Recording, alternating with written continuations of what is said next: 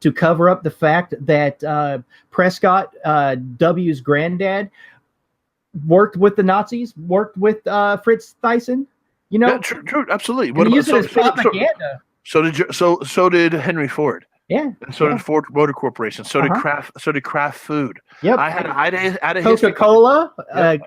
Fanta Orange was created so Coke could sell sodas to the Nazi soldiers. Right. Pfizer, Bayer. Yeah. Mm-hmm. So I had the opportunity as a kid when I was living in Fayetteville, going to 71st Senior High School.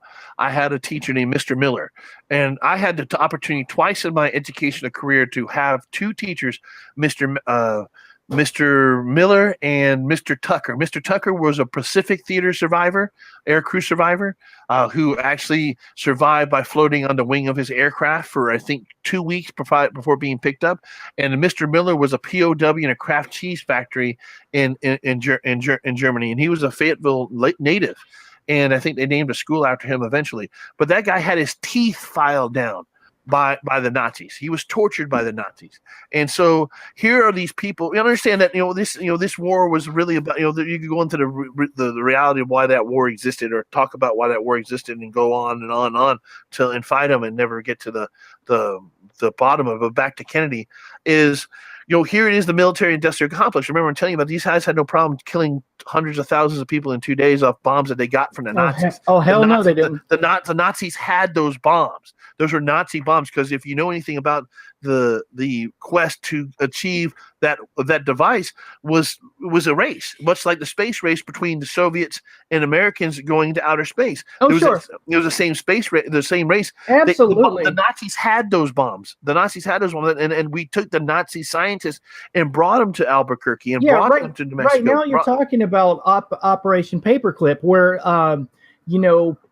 basically after the weeks after the close of World War II, both the Soviets and the United States and Great Britain's intelligence communities fought over, and I mean they fought with arms, over sending their versions of special forces into all the Nazi infrastructures and all their hiding places to steal away all the scientists they could get their grubby little hands on. And that's but the war with the Nazis ended, and was not until early on. And VE Day was a lot earlier than VJ Day. And what was the indicator that showed that the technology came from Nazis is we went from using national standard thread tools to all of a sudden everybody's using metric. Now understand that metric is already the tool of Europe anyway. So that was your indicator, and there was all this chase for going to what they call heavy water, and turned out to be. But that's the whole deuterium you're talking about. The whole background going there. And now you have this President Kennedy that wants nothing to do with any of that. Wants to establish normalization of relationships with Russia, and say, hey, there's no need for us to do that. Hey, you do this, we'll do that. We've already had the Balfour Agreement and these other places where, hey, you guys have this influence there, or Sykes-Fairbairn Agreement, depending on these other things. But all these Nazi corporate influenced organizations and all these old grudges were held over during the Cold War, and that's why we had a Cold War in the first place, is because we integrated too many of these scumbags into our society. Right. Right, exactly. And so now you have this guy here that is not going along with the game plan, and he wants to he creates an executive order saying that within a year we're pulling out of Vietnam and we're going to change the way we do business. I'm going to shut down the CIA. I'm going to do this. I'm going to go after all these. He's going after the FBI too. And so now this guy is gaining the ire of big oil, the bankers, the military-industrial complex, and anybody else that wanted to continue this profit-making machine called war.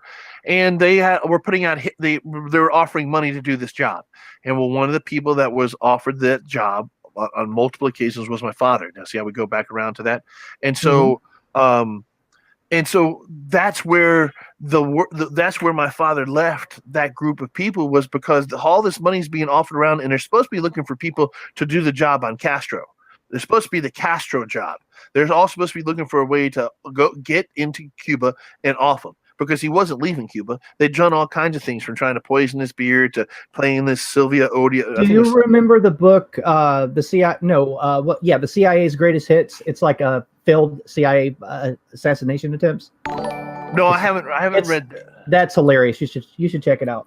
And so on that one there, so that's where the and what was happening with that money, because you got to understand, at that point in time, my father was running a group called Interpen, which was International Penetration Force, which was the CIA's paramilitary operations. He ran a team of guys out of No Name Key, Florida, which is a key on the off of US 1, and the Florida Keys it's in the I guess it's in the Florida Keys. It's an island, and so they would take people on down there and train them up because of his background. He trained guerrilla forces, and these were all former military members, to including the current. So like a precursor to the School of the Americas kind of thing, like a Well, no. prerequisite? The School of America is a little bit different. That's actually an official setup. These were not Okay. These are not killers. These are small unit teams. It's much like the concept that was really what United States Special Forces came about, Well, was like the purpose to train indigenous forces to become revolutionaries. like HRT with a little bit of counterinsurgency thrown in there.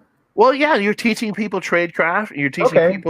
Teaching people small unit movements, small sabotage and espionage, insertion and exfiltration. They're teaching them all these things. But this is a training team. My father this was a training team, and also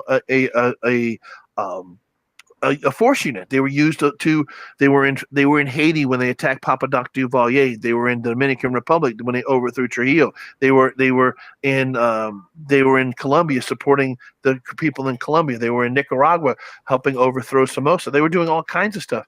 So that's what, so you gotta understand, these are guys that were trained killers going out killing. And so now there were people that were already out there as hit teams that were just that they put together and were offering money, but they're all saying no, that's okay, because it was a suicide mission. There was no way that you're going to ever come back. That's what that is.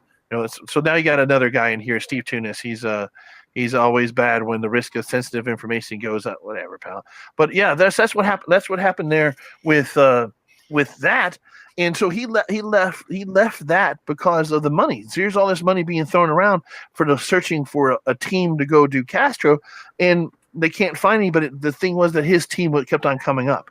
They keep coming up, and so that's what happened. And so he walked away. He walked away from that. But all of a sudden, he got this whole claim that he was responsible for Oswald, and he was responsible for this, and he was responsible for that. But it's not the case. It's not the case at all. And so, yeah, this is what the problem with that is. We've gone to every president since Kennedy could have opened an investigation. Could get Coulda, shoulda, woulda. I can't breathe with a pillow over my face. I really wish.